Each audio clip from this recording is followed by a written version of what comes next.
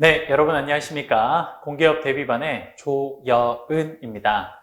오늘은요, 우리 지난 시간에 이어서 회계 관련된 부분을요, 계속해서 함께 살펴보도록 하겠습니다. 함께 볼까요?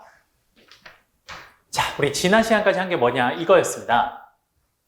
회계가 뭔지 회계 정의부터 시작을 했었는데요.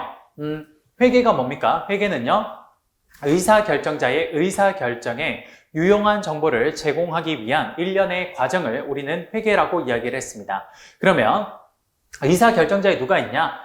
의사결정자에는 3명의 의사결정자가 있었네요. 첫 번째, 외부 투자자가 있고요. 두 번째, 내부 관리자가 있고요. 세 번째, 정부 세무당국이 있었네요. 이렇게 3개의 의사결정자가 있었습니다. 바로 이 의사결정자 중에 우리는 특히 이 외부 투자자에 주목한다라고 말씀을 드렸고요. 이 사람들에게 유용한 정보를 제공해야 된대요. 그럼 유용한 정보를 어떻게 제공하냐? 그거는 바로 재무제표라는 걸 통해서 제공을 한다는 겁니다. 그래서 이 재무제표가 아주 중요한 회계의 핵심이라고 보시면 되겠네요. 결국 회계는요, 사실상 이 재무제표를 어떻게 작성하고 이게 특징이 뭐고 이걸 어떻게 활용하는지 그거 묻는 겁니다. 그래서 재무제표로 유용한 정보를 전달을 하는데 이 재무제표의 종류가 뭐가 있냐? 크게 2가지로 나눌 수 있다고 합니다. 첫 번째, 그 기업의 특정 시점에 재무 상태를 알려주는 게 있고요. 그 다음에 그 기업의 일정 기간 동안의 경영 성과를 알려주는 게 있어요. 그래서 이 2가지가 가장 중요하다고 말씀드렸죠. 왜 그런지는 제가 지난번에 A기업, B기업 이 2개를 가지고 특정 시점과 경영 성과를 합쳐야만 그 기업의 정확한 경영, 재무 환경을 알 수 있다고 말씀드렸습니다. 그래서 특정 시점의 재무 상태를 알려주는 대표적인 재무제표가 바로 재무상태표라는 게 있고요. 그 다음 2번째, 일정 기간 동안의 경영 성과를 알려주는 재무제표는요. 포괄손익계산서라는 게 있고 현금흐름표라는 게 있고 그 다음 자본변동표라는 게 있었습니다. 그리고 이거 말고도요. 우리 한 가지 더 주석까지 합치면요. 바로 5대 재무제표가 완성이 되는 겁니다. 바로 이 5가지가 IFRS 국제회계기준 하에서의 공인된 재무제표 5가지가 바로 요 5가지라고 보시면 될 것 같습니다. 됐습니까? 그래서 우리 지난 시간까지 재무상태표와 포괄손익계산서에 대해서 함께 설명을 드렸습니다. 그러면 오늘은요, 남은 현금흐름표와 자본변동표 그리고 주석에 대해서 함께 살펴보도록 하겠습니다. 자, 우선 현금흐름표에 대해서 함께 보도록 할게요. 자, 현금흐름표도요, 자, 현금흐름표도 우리가 일정 기간 동안의 경영 성과를 알려주는 재무제표예요. 그러다 보니까 어떻게 작성을 하냐? 일단 가운데 현금흐름표라는 요걸 표시하고요. 그리고 왼쪽에 땡땡기업 이렇게 적습니다. 어떤 기업의 현금흐름표인지 적어주고요. 그리고 역시나 언제부터? 1월 1일부터 12월 31일까지 일정 기간에 현금 흐름이 어떻게 나타나고 있는지를 알려주는 요걸 오른쪽에 적으면 될 겁니다. 자, 우리 현금 흐름표는요, 다음과 같이 작성을 합니다. 가장 먼저 영업활동 현금 흐름이라고 하는데요. 요걸 우리가 CFO라고 합니다. 캐시플로우인데요. 어디에서 오는 거냐? 오퍼레이팅, 영업활동을 통해서 창출된 캐시플로우라 그래서 CFO라고 하고요. 영업활동 현금 흐름을 가장 위에 적어주고요. 그 다음 여기에다가 플러스 마이너스 투자활동과 관련된 현금 흐름을 적어줍니다. 이게 뭐냐? CFI라 그래요. 캐시플로우인데 어디에서 오는 거냐? 인베스트먼트, 투자활동을 통한 캐시플로우라 그래서 CFI가 2번째로 오고요. 마지막 재무활동을 통한 현금 흐름이 뭐냐? CFF가 됩니다. 캐시플로우인데요. 어디서 오는 거? 파이낸스 우리가 자금을 조달하는 것부터 온 거라 그래서 CFF라고 재무활동 현금 흐름을 이렇게 표현합니다. 자, 우리 현금 흐름표라는 건요. 왜 필요한 거냐? 사실 우리가 가장 중요한 2대 재무제표를 이야기하면요. 첫 번째, 특정 시점의 재무 상태를 알려주는 재무상태표와 그 다음 일정 기간 동안의 경영 성과를 알려주는 포괄손익계산서만 있으면 이야기가 돼요. 그런데 이 2가지는요. 우리가 발생주의 회계라 그래서 현금주의의 어떤 흐름을 알려주는 재무제표가 아닙니다. 그러다 보니까 그 기업에서 가장 중요한 게 뭐냐? 여러분들 우리가 몸이 이렇게 우리 사람이 성장을 하려면요. 그럼 가장 중요한 게 뭐예요? 그래요. 그 사람 몸에 있는 혈액, 그게 혈액의 흐름이 빨리 몸에서 흘러줘야 그래야 이게 점점점 사람이 빠르게 성장해 갈 겁니다. 맞습니까? 예, 그것처럼 기업이 성장해 가는 데 있어서 마치 사람 몸에 있어서 피, 혈액 같은 게 뭐냐? 그게 바로 현금입니다. 그래서 이 현금이 그 기업 안에서 빠르게 흘러줘야만이, 그래야만이 여러분 당연히 그 기업이 잘 성장해 갈 수가 있더라는 거죠. 이해되십니까? 네. 그래서 우리 바로 캐시플로우 스테이트먼트는요, 바로 현금 흐름표는요, 바로 그걸 알아보기 위해서 작성하는 거라고 보시면 될 것 같습니다. 이해되십니까? 네. 그러면 그 캐시플로우 스테이트먼트에 가장 먼저 처음에 영업 활동을 통한 현금 흐름이 위에 오고요. 그 다음 거기에다가 투자 활동을 통한 현금 흐름을 플러스 마이너스 해주고 재무 활동을 통한 현금 흐름을 플러스 마이너스 해주면요. 현금이 실제 1년 동안 얼마나 증가하고 감소했는지가 나올 겁니다. 그럼 그 증감의 현금을 기초에다가 합체해주면요. 마지막 그 기말의 현금이 얼마나 올랐는지 혹은 떨어졌는지를 확인할 수 있겠네요. 그래요. 이러한 현금이요. 현금 흐름이 일반적으로 좀 많이 이렇게 증가를 하면요. 기업이 그 혈액이라고 할 수 있는 현금이 많이 증가하면 일반적으로는 그 기업이 좀 좋은 기업이라고, 좀 뭐랄까요? 안정적인 기업이라고 우리가 생각할 수가 있습니다. 이해되십니까? 물론 그게 지금 상황에 따라 좀 달라요. 그거는 잠시 후에 여러분들과 함께 볼 텐데 어쨌든 우리 몸의 피와 같은 그 현금이요. 가급적 많이 증가할수록 그 기업은 좀 좋은 거구나라고 생각하시면 될 겁니다. 아시겠죠? 바로 이게 캐시플로우 스테이트먼트를 어떻게 작성하는지를 설명드린 겁니다. 이해되십니까? 그래서 하나하나씩 좀 설명을 드리면 영업활동 현금 흐름은요. 우리가 어떻게 이야기하냐면요. 이렇게 이야기합니다. 고객에게 재화 또는 서비스를 고객에게 재화나 서비스 판매와 관련된 모든 현금 흐름을 우리는 영업활동 현금 흐름이라고 보시면 될 것 같아요. 말 그대로 고객한테 어떤 제품을 판매하거나 서비스를 제공할 때, 그럴 때 들어가는 모든 현금은 전부 다 영업활동 현금 흐름이라고 보시면 될 것 같습니다. 우리가 일반적으로 생각하는 영업활동과 관련해서 발생하는 현금, 그건 전부 다 여기에 해당한다. 네, 그렇게 보시면 되겠네요. 그 다음 두 번째, 투자 활동을 통한 현금 흐름은요. 뭡니까?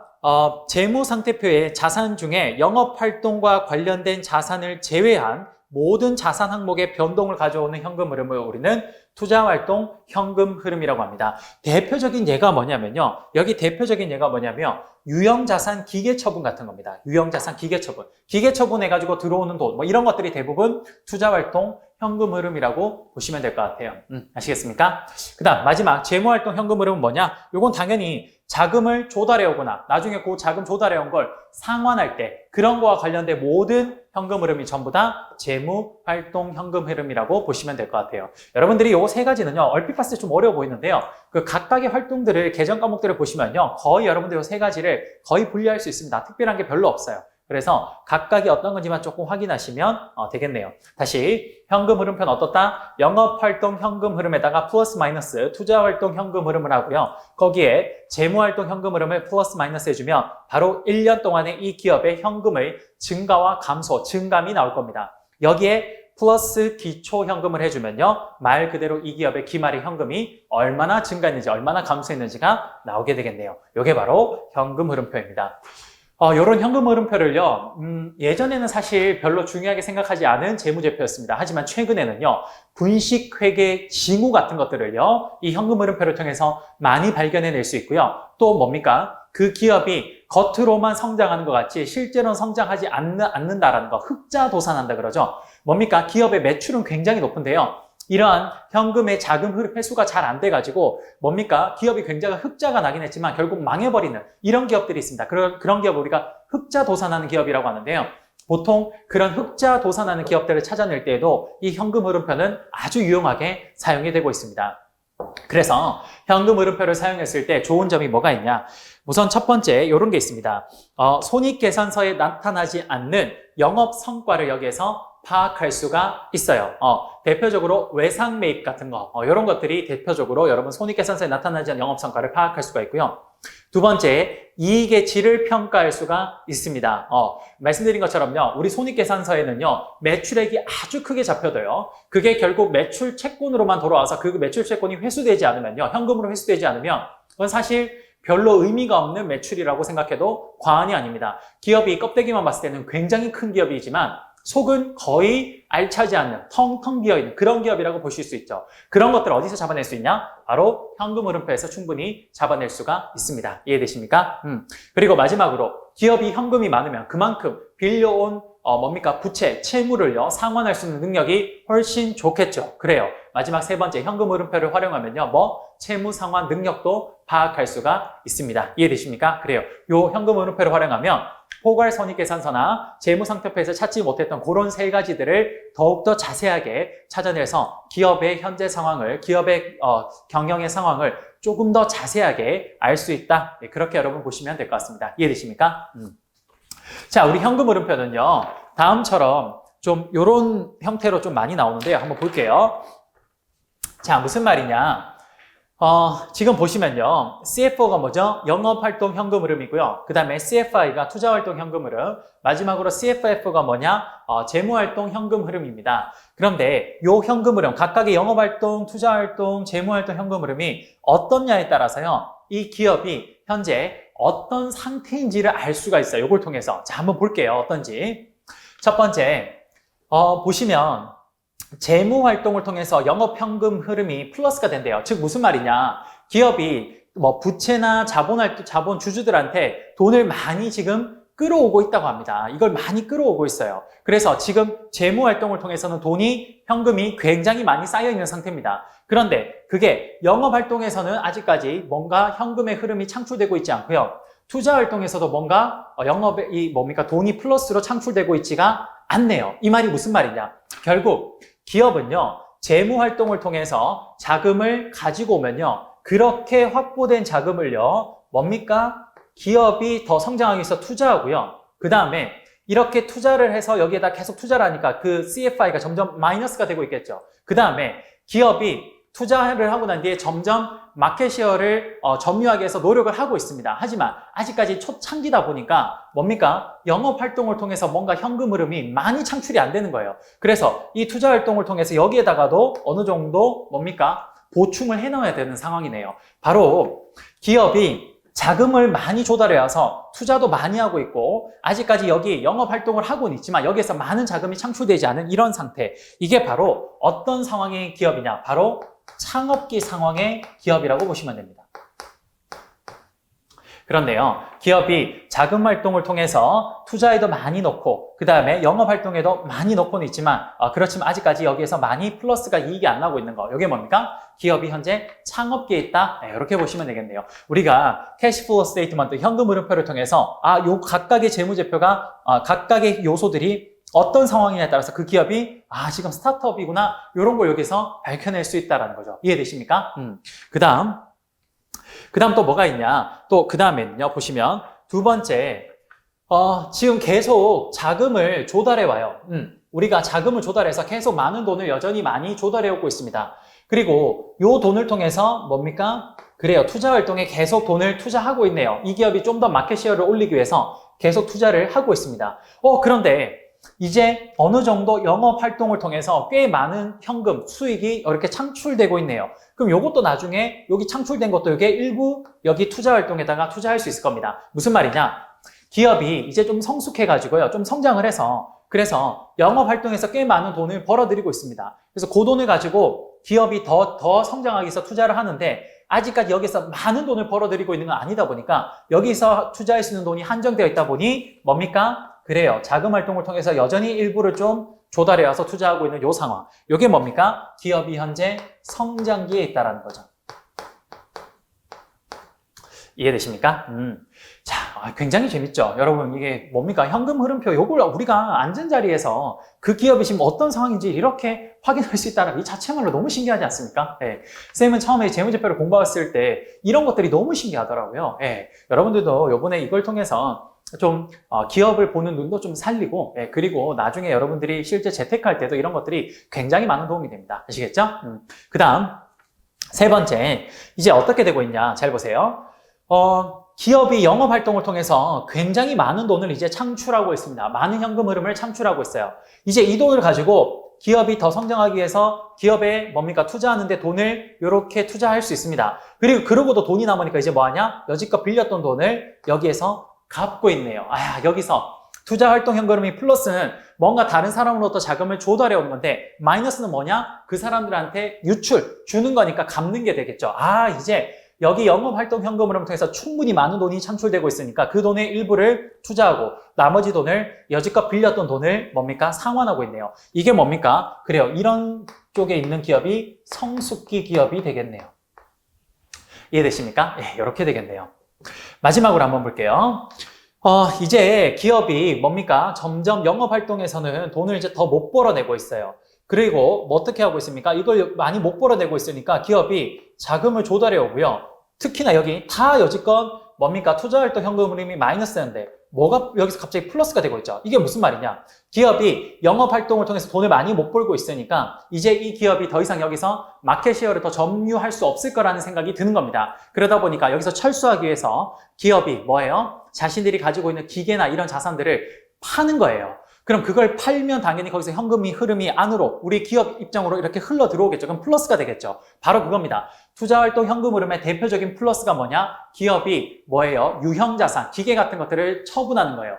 그래서 기계들을 처분해가지고 그래서 이 돈으로 플러스가 지금 나오고 있는 거죠. 이해되십니까? 그리고 여기에서 계속 손실을 보고 있으니까 요거 일부 돈을 가지고 여기에서 메꿔서 여기에 지금 손실 나는 걸 일부 메꿀 수도 있겠네요. 요게 뭡니까? 그래요. 마지막 그 기업이 쇠퇴기에 있을 때예요.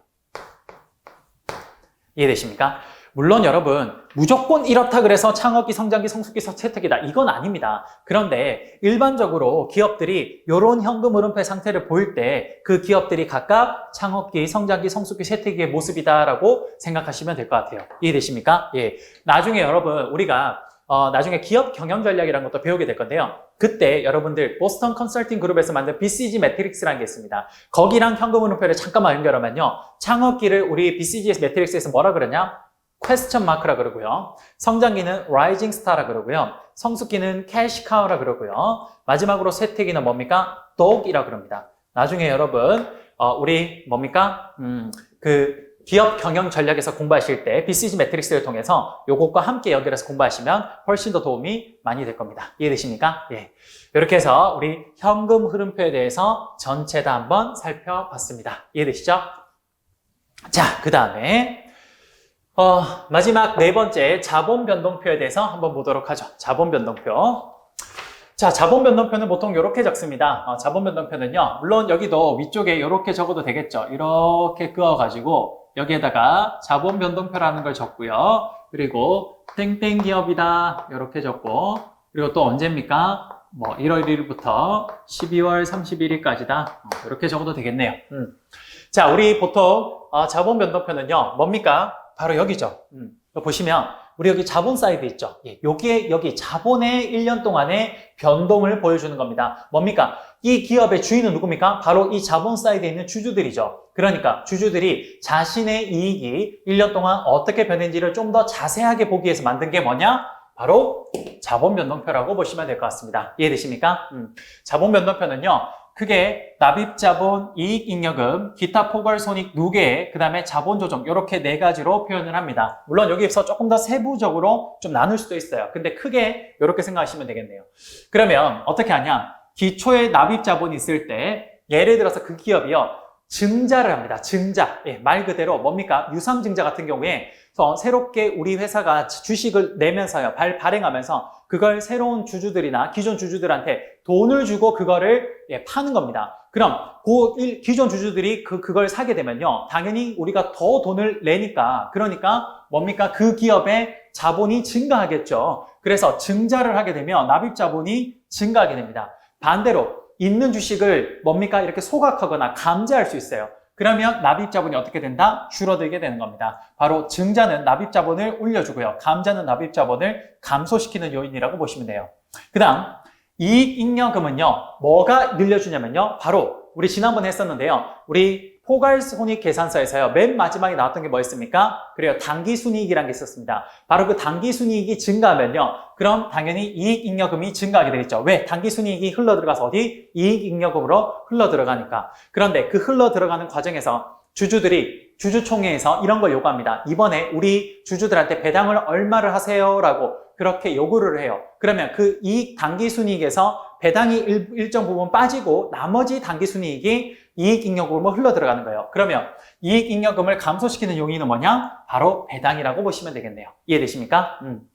그 다음 기타 포괄손익 누계액은요. 마지막에 쌤이 그때 당기손익 밑에 기타 포괄손익이라는 게 있었죠. 바로 그 기타 포괄손익입니다. 그게 증가하면 플러스, 감소하면 마이너스로 기타 포괄손익이 여기에 들어와서 기타 포괄손익 누계액의 변동을 알려주게 될 겁니다. 마지막으로 자본조정이라는 사이드가 있는데요. 요거는요, 여러분 요렇게만 기억하죠. 자사주를 매입하면요, 여기서 자본조정에서 마이너스 차감을 하게 되고요. 자사주를 소각하면 오히려 플러스가 된다는 것. 이 정도만 기억하시면 될 것 같습니다. 이게 뭐냐? 자본 변동표와 관련된 내용이라고 보시면 될 것 같아요. 이해되십니까? 그래요. 그러면 우리가 지난 시간부터 해서 총 5대 재무제표 중에 4대 재무제표를 다 본 겁니다. 자, 유용한 정보를 제공하기 위해서 재무제표라는 걸 수단으로 활용하는데 그거의 종류는 뭐냐? 특정 시점과 일정 기간 동안의 경영성과를 알려주는 것들이 있다고 했어요. 특정 시점에 재무상태표에 대해서 쭉 설명드렸고요. 그 다음 포괄손익계산서에 대해서 쭉 설명드렸습니다. 그리고 오늘 현금 흐름표에 대해서 쭉 설명드리고 자본변동표에 대해서 현재까지 쭉 설명드린 거예요. 과거에는 우리가 여기서 잠깐 이야기를 하면요. 과거에는 여러분 우리 국제 회계 기준이 사실 어디였냐면요. 미국 기준이었어요. 그 미국의 US GAAP이라는 게 있습니다. US GAAP. 자, 이 GAAP 기준이 뭐냐? Generally Accepted Accounting Principle이라 그래서 일반적으로 인정되는 회계 원리라고 해서 GAAP이라고 했습니다. GAAP. 예전에는 미국의 갭 기준이요. 사실상 전 세계의 표준이었습니다. 그런데 미국의 이 US 갭이요. 전 세계 표준에서 몰락하는 사건이 있어요. 그게 뭐냐? 미국의 엔론이 분식회계를 한 그 사건이 있습니다. 엔론의 분식회계 사건 때문에요. 이 US 갭이 국제회계 기준으로 문제가 있다, 치명적인 문제가 있다는 걸 알게 되고 그래서 이 국제회계 기준이 어디로 넘어가겠냐? 유럽식의 IFRS로 변경하게 되었습니다. 지금 현재 국제회계 기준은 바로 유럽식의 IFRS라고 보시면 될 것 같아요. 그래서 IFRS로 넘어오면서요, USGAAP에서 없던 하나의 요소가 재무제표로 딱 들어옵니다. 그게 뭐냐? 1번, 2번, 3번, 4번까지는 비슷한데요. 마지막, 이 주석이 바로 IFRS 상황에서 아주 중요한 뭡니까? 재무제표의 하나의 요소로 탁 들어오게 되는 거예요. 자, 그게 왜 그런지 지금부터 잠깐만 설명드려볼까 합니다. 자, 여러분, 그 US GAAP 같은 경우는요, 어떤 걸 의미하는 거냐면요, 이런 식이에요. 예를 들어서, 김치찌개를 맛있게 만드는 법이라고 하면요, US GAAP은 이렇게 이야기를 합니다. 김치찌개를 맛있게 만들기 위해서는요, 어떻게 해야 돼요? 그래요. 김치를 300g 정도 준비하시고요. 물은 500ml 정도 준비하셔야 됩니다. 그 다음에, 설탕은요, 20g 준비하고요. 소금은 약 15g 정도 준비하셔야 됩니다. 거기에 올리고당을 예를 들어서 한 10ml 정도 준비하셔야 돼요.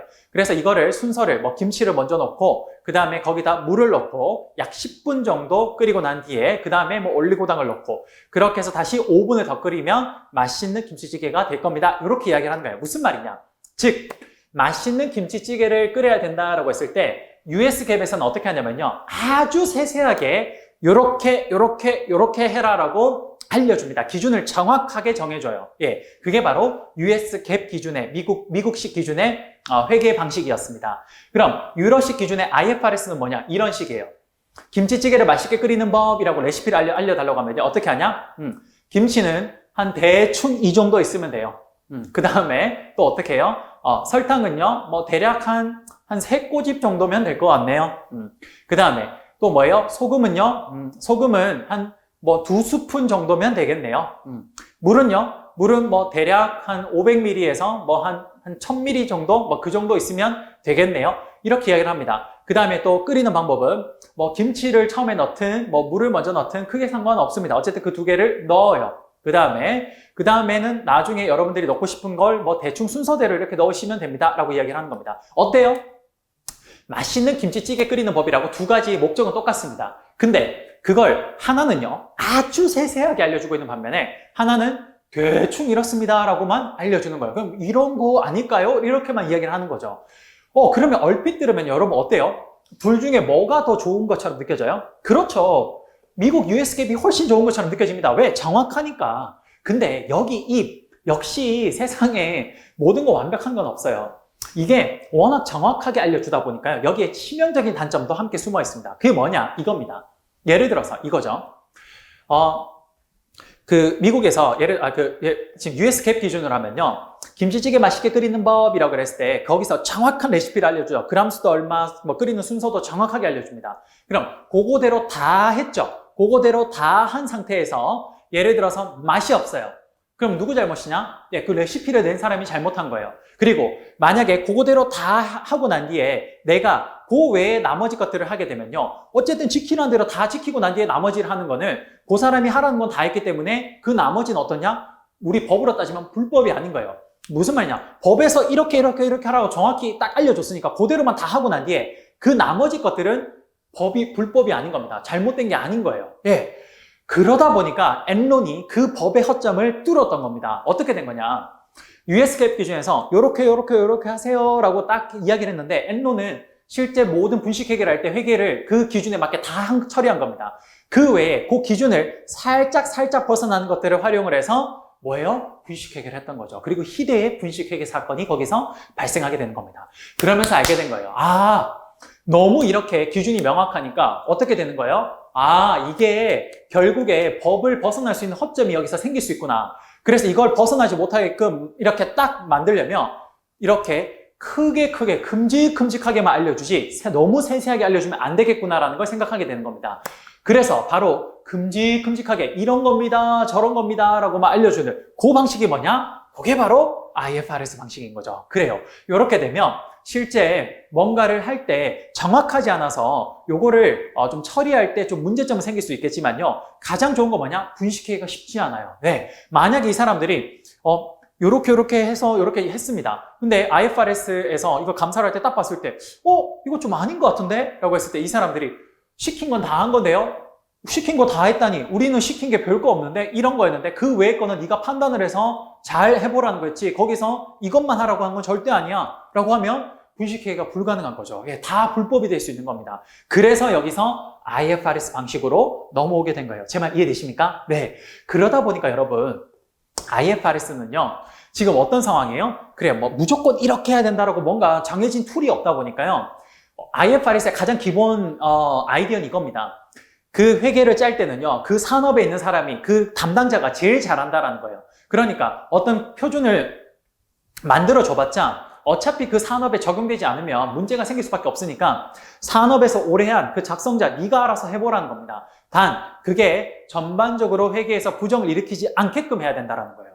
그러면서 양식도 네가 할 수 있는 최대한 마음대로, 그리고 또 뭐예요? 방식도 네가 할 수 있는 방식대로 마음대로, 단 이 범위를 벗어나지 않는 한도에서 그렇게 이야기를 하는 거죠. 그러다 보니까 어떤 상황이 발생하냐? 산업마다 이걸 표현하는 방식이 다 달라질 수밖에 없는 겁니다. 근데 여러분 뭐였습니까? 회계는 의사결정자한테 유용한 정보를 제공해야 된대요. 그러기 위해서 외부 투자자들한테는 작성 기준이 있다라는 겁니다. 근데 산업마다 지금 작성 기준이 조금씩 달라져 버리는 거예요. 그러니까 외부에서 이용하는 사람들이 봤을 때 철강 산업에서는 이렇게 얘기하는데 자동차 산업에서는 이렇게 얘기하니까 이게 뭐지? 뭐가 맞는 거지? 이렇게 생각할 수가 있죠. 그러니까 어떻게 하냐? IFRS는 이렇게 얘기합니다. 그래? 그러면 그 담당자, 네가 제일 잘하니까 네가 그걸 적었을 때 왜 그렇게 적었는지를 뒤에 주석에다가 이만큼 달아놔라고 이야기합니다. 그렇네요. IFRS는요. 이래서 주석이 중요한 겁니다. 결국에 이 뭡니까? 각각의 산업마다 그 담당자들이 표현하고자 하는 방식이 달라질 수 있기 때문에 이걸 보완하기 위해서 어떻게? 그 사람의 생각을 맨 뒷장에다 글에다가 엄청나게 첨부하라고 합니다. 자세하게 적으라 그래요. 그러면서 내가 왜 이 회계 처리를 했는지를 뒤에 자세하게 적으라고 하는데 바로 그 자세하게 적혀 있는 게 뭐냐? 다 주석인 거죠. 여러분 우리 보시면요. 예를 들어서 이런 거 보셨죠? 책에 글이 이렇게 쭉 적혀 있으면 여기 1번 딱 적혀 있으면 여기 글자 밑에 1 이렇게 있으면 책 밑에 보시면 여기 1 해가지고 거기에 주석 이렇게 적혀 있는 거 보시죠? 혹은 이렇게 적어놓고 맨 뒷장 넘어가면 그 뒤쪽에 요 1 갑주 1에 대한 내용이 자세하게 적혀 있는 거 보이시죠? 바로 이게 뭐냐? 이게 주석이라는 겁니다. 그래서 IFRS 상황에서는 이 주석이 아주 중요하게 되었던 거예요. 그러면서 이게 바로 5대 재무제표로 하나의 역할을 탁 담당하게 되었던 겁니다. 이해되십니까? 그래요. 이게 바로 우리가 5대 재무제표가 전체 탄생하게 된 비화라고 보시면 돼요. 비화? 비화는 아니고 스토리, 비하인드 스토리, 그 정도라고 보시면 될 것 같네요. 이해되십니까? 네, 그래요. 이렇게 하면 우리 뭐예요? 회계의 5대 재무제표까지 다 살펴본 겁니다. 이해되십니까? 그래요. 제가 선생님이 첫날에 뭐라고 얘기했습니까? 회계 배우는 첫날에. 가장 첫 번째, 회계의 정의로부터 출발한다 그랬습니다. 회계의 정의가 뭐냐? 결정자의 의사결정에 유용한 정보를 제공하기 위한 일련의 과정이 바로 회계입니다. 그래서 이 의사결정자들에게 유용한 정보를 제공하기 위해서 뭐가 필요하냐? 바로 그 수단으로 회계의 재무제표가 중요하다고 말씀드렸죠. 바로 그 재무제표가 5대 재무제표가 있는데요. 그 5대 재무제표가 크게 두 가지의 기준으로 나눕니다. 특정 시점과 일정 기간 동안의 경영성과로. 그걸 좀 더 세부적으로 들어가 보면 특정 시점의 재무 상태를 알려주는 재무상태표, 그 다음에 일정 기간 동안의 경영성과를 알려주는 포괄손익계산서와 현금흐름표, 그리고 마지막에 자본변동표가 있었습니다. 그리고 여기에 IFRS로 넘어오면서 아주 중요해진 뭡니까? 주석이 있다. 이렇게 해서 우리 5대 재무제표까지 다 본 겁니다. 이해되십니까? 그러면 요걸 누가 작성하냐? 바로 내부자가 작성을 하는 거죠. 그러니까 요거를 내부자가 제대로 작성했는지 외부의 사람이 와서 제3자의 사람이 객관적으로 한번 평가해 봐야 됩니다. 그게 뭡니까? 그렇죠. 외부 감사가 되는 겁니다. 누가 하죠? 공인회계사들이 하는 겁니다. 그래서 그 공인회계사가 뭘 하는 거죠? 여기에서 잘 작성되었다. 국제회계기준에 의해서 잘 작성되었다라는 생각이 들면 어떻게 합니까? 그래요. 적정 의견이라는 도장을 딱 찍어주게 되죠. 그러면 그 적정 의견의 도장을 받은 기업의 재무제표는 뭡니까? 금융감독원에서 제공하고 있는 뭐죠? 전자공시 시스템, 다트 시스템에다가 요 자신들의 재무제표를 등재하게 되는 겁니다. 이해되십니까? 그럼 그걸 가지고 이제 우리 외부에 있는 투자자들은 어떻게 합니까? 그래요. 거기에 있는 회계 정보를 활용을 해서 기업이 현재 어떤 상태이고 앞으로 어떻게 나아갈지 그런 것들을 활용하게 되는 거죠. 이해되십니까? 그래요. 그러면 우리 이제 마지막으로 기업의 회계 정보를 가지고 어떻게 활용하는지만 배우면 될 것 같습니다. 이해되십니까? 그러면 우리 그 전에 마지막으로 할 게 뭐냐? 바로 이 5대 재무제표가요. 과연 어떤 식으로 연결이 되는지를 함께 좀 다음 시간에 살펴보도록 하겠습니다. 다음 시간에 짧게 5대 재무제표가 어떻게 결정되는지를 좀 보고요. 그 다음 시간에 바로 회계 재무제표를 활용해서 어떤 정보를 거기서 유추해낼 수 있는지를 살펴보도록 하겠습니다. 됐습니까? 그래요. 그러면 오늘은 여기까지 진행해 보도록 하겠습니다. 고생 많으셨고요. 다음 시간에 뵙도록 하겠습니다. 감사합니다.